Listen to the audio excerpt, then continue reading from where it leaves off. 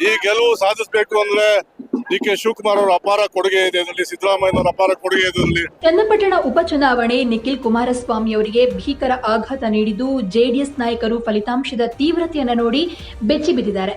ಅಂದಹಾಗೆ ಸಿಪಿವೈ ಅಂದ್ರೆ ಸಿಪಿ ಯೋಗೇಶ್ವರ್ ಹಾಗೆ ನಿಖಿಲ್ ಚನ್ನಪಟ್ಟಣ ಉಪಚುನಾವಣೆ ಅಖಾಡದಲ್ಲಿ ತೊಡೆತಟ್ಟಿ ಗೆಲುವಿಗೆ ಮುಂದೆ ನುಗ್ಗಿದ್ರು. ಚನ್ನಪಟ್ಟಣ ಗೆಲ್ಲಬೇಕು ಎಂಬುದು ಕಾಂಗ್ರೆಸ್ ಹಾಗೆ ಜೆಡಿಎಸ್ ಪಕ್ಷಗಳಿಗೆ ಬಿಗ್ ಚಾಲೆಂಜ್ ಆಗಿತ್ತು. ಅದರಲ್ಲೂ ಕೂಡ ನಿಖಿಲ್ ಕುಮಾರಸ್ವಾಮಿ ಚನ್ನಪಟ್ಟಣದಲ್ಲಿ ಗೆದ್ದು ಶಾಸಕರಾಗಿ ವಿಧಾನಸಭೆಯ ಪ್ರವೇಶ ಮಾಡುವುದು ಗ್ಯಾರಂಟಿ ಅಂತ ಹೇಳಲಾಗಿತ್ತು. ಆದ್ರೆ ಈಗ ಎಲ್ಲ ಉಲ್ಟಾ ಪಲ್ಟಾ ಹೊಡೆದಿದ್ದು ಚನ್ನಪಟ್ಟಣ ಕ್ಷೇತ್ರದಲ್ಲಿ ಡಿಕೆ ಬ್ರದರ್ಸ್ ಭರ್ಜರಿ ಗೆಲುವನ್ನ ಹಾಗೆ ನಿಖಿಲ್ ಕುಮಾರಸ್ವಾಮಿ ಸೋಲು ಅಂತ ಹೇಳಲಾಗ್ತಾ ಇದೆ.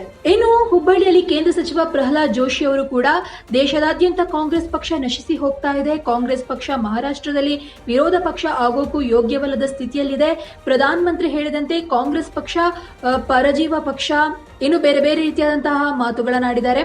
ಜೊತೆಗೆ ನಮ್ಮ ಲೆಕ್ಕಾಚಾರ ತುಂಬಾ ತಲೆ ಕೆಳಗಾಗ್ಲಿಲ್ಲ, ಕರ್ನಾಟಕದಲ್ಲಿ ನಾವು 3 ಕ್ಷೇತ್ರಗಳನ್ನ ಗೆಲ್ಲುವಂತಹ ನಿರೀಕ್ಷೆ ಇತ್ತು, ಆದರೆ ಕಾಂಗ್ರೆಸ್ ಪಕ್ಷ ಚನ್ನಪಟ್ಟಣ ಸಂಡೂರಿನಲ್ಲಿ ಗೆದ್ದಿದೆ, ನಾವು ಒಂದ್ ಕಡೆ ಗೆದ್ದಿದ್ದೇವೆ, ನಮ್ಗೆ ಕಠಿಣ ಸವಾಲು ಅಂತ ಅನ್ಸಿದ್ದು ಸಂಡೂರು. ಈ ರೀತಿಯಾಗಿ ಹೇಳೋದ್ರ ಮೂಲಕ ಬೇಜಾರಿದೆ, ಸೋತಂತಹ ಬೇಜಾರು, ಆದ್ರೂ ಕೂಡ ನಾವು ಒಂದು ಕ್ಷೇತ್ರದಲ್ಲಾದ್ರೂ ಗೆದ್ದಿದ್ದೀವಲ್ವಾ ಅನ್ನುವಂತಹ ಒಂದು ಖುಷಿ ಕೂಡ ಅವರಲ್ಲಿದೆ. ನೋಡೋಣ ಇದು ಯಾವ ರೀತಿಯಾಗಿ ಬಿಜೆಪಿಯ ಮೇಲೆ ಎಫೆಕ್ಟ್ ಆಗುತ್ತೆ ಅನ್ನೋದನ್ನ.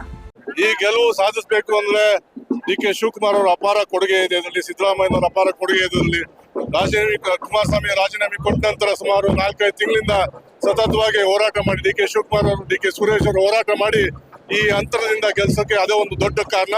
ಯೋಗೇಶ್ವರ ಅವ್ರದೇ ಒಂದು ವ್ಯಕ್ತಿತ್ವದ ಒಂದು ಏನು ಅಭಿವೃದ್ಧಿ ಮಾಡಿದಾರೋ ಆ ಒಂದು ಕೊಡುಗೆ ಕೂಡ ಇವತ್ತು ನಮಗೆ ಫಲಿತಾಂಶದಲ್ಲಿ ಕಾಣಿಸ್ತಾ ಇದೆ. 26,000 ಓಟಿಂದ ಈಗ ಲೀಡ್ ಇದೆ ಅಂತ ಹೇಳ್ತಾ ಇದ್ದಾರೆ. ಇನ್ನೂ ಒಂದಷ್ಟು 28,000-30,000 ಮುಟ್ತೀವಿ ಅಂತ ನನಗೊಂದು ನಂಬಿಕೆ ಇದೆ.